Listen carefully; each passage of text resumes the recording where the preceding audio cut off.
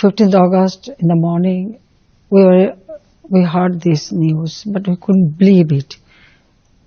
It was really unbelievable that any Bengali could do it.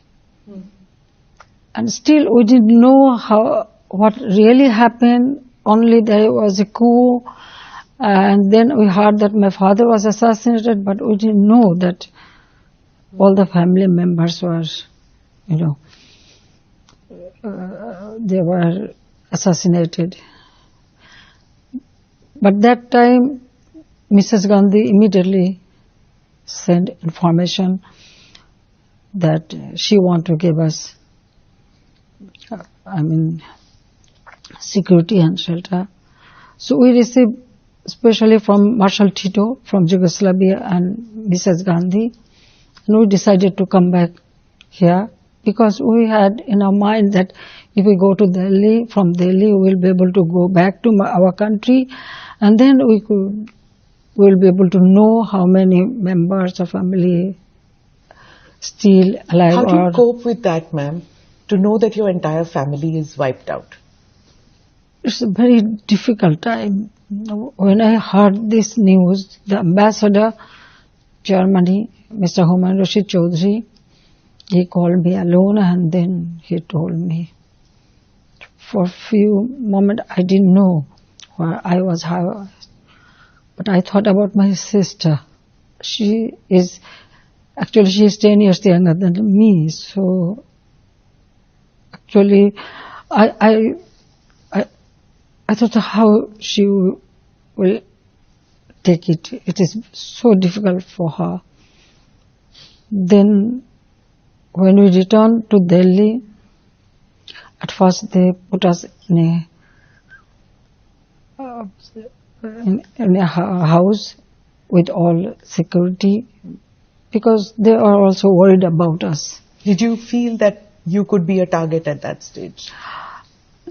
There was news like this because those who killed our parents after their attack 3 houses at a time. To find you? No, to kill members, like my father's sister, 2 sisters' house, and they killed family members simultaneously. How many members were killed, ma'am?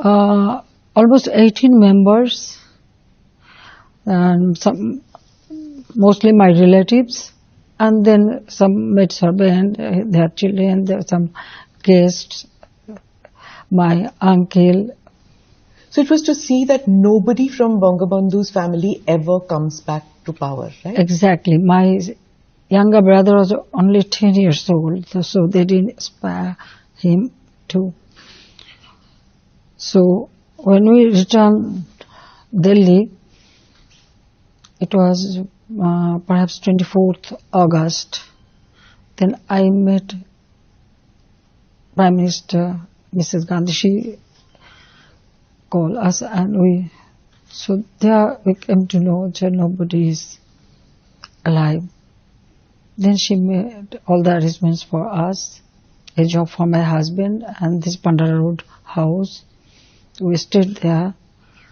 So first 2-3 years, actually, it was so difficult to accept this. My children, my son was only 4 years old, and my daughter, she's younger than him. Both of them used to cry to go to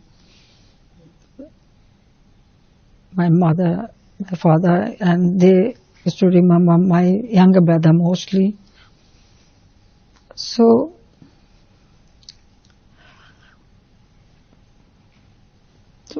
but then gradually we have, and well, as because children, my sister is there, so this sorrow, pain, it was very difficult, but still we